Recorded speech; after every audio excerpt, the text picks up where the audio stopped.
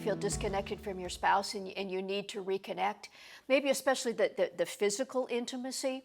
I hear from husbands and wives about how hard this can be. Now, intimacy is a whole lot more than sex.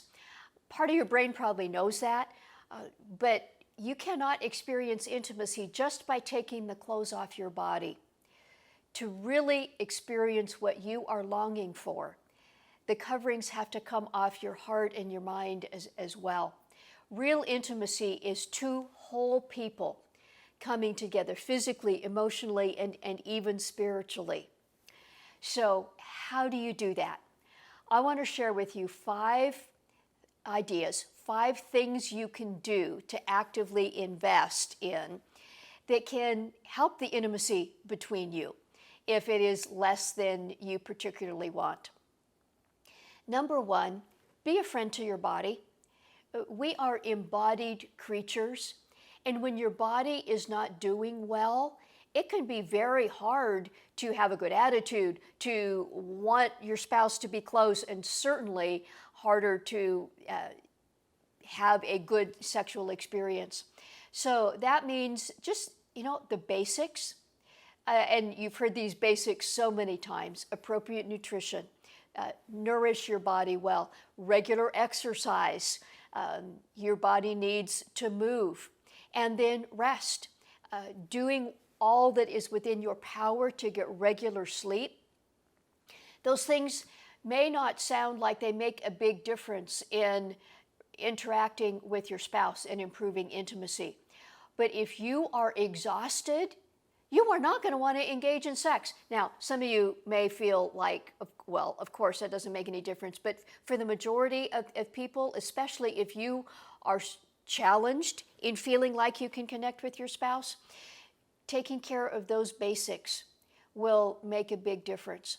If you have not had a medical evaluation, get one. Be a friend to your body. And intimacy, especially physical intimacy, will be much better, and you'll have a whole lot better attitude about it.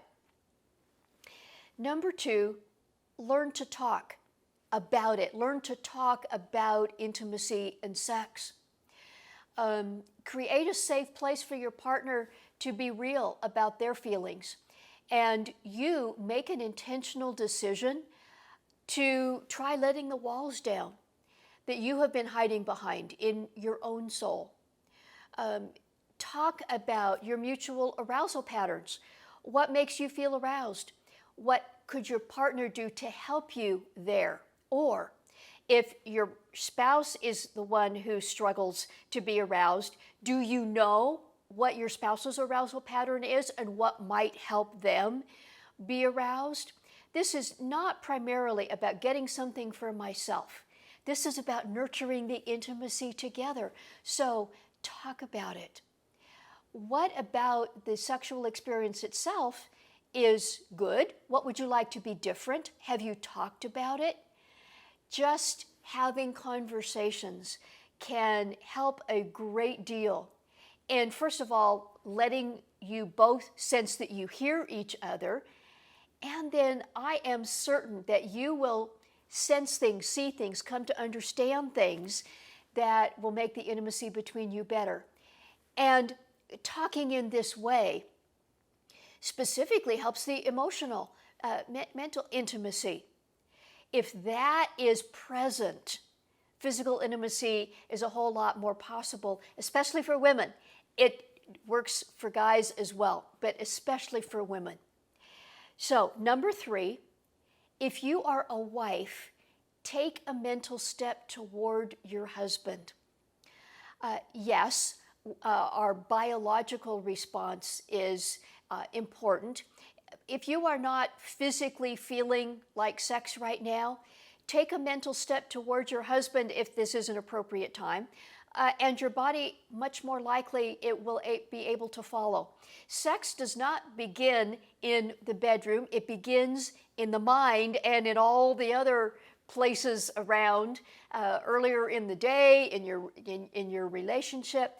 But if you take a mental step toward him, your body may be more likely aroused. The majority of women have a responsive sexual arousal pattern, meaning that you could become interested if your mind is in that direction. Your body can follow. I learned this myself.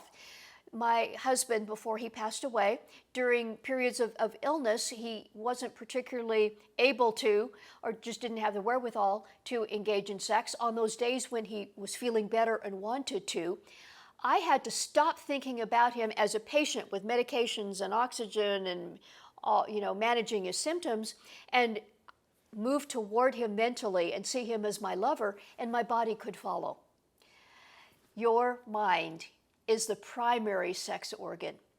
So if you take a step toward your husband, physical intimacy is much more possible and much more pleasant.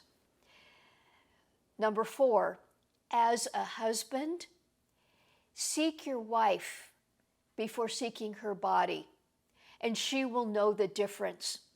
If she senses that you are primarily after her for your own benefit, just to get off, for your own biological release, that makes her feel like a thing, like an object, makes her feel devalued. She needs and wants to be seen and known and treasured and cherished, seen as valuable. She wants to be seen as a person. And if you seek your wife's heart to know her before seeking to have sex with her body, she is much more likely to be responsive. The average woman will only be responsive to sex once she already feels a sense of connection.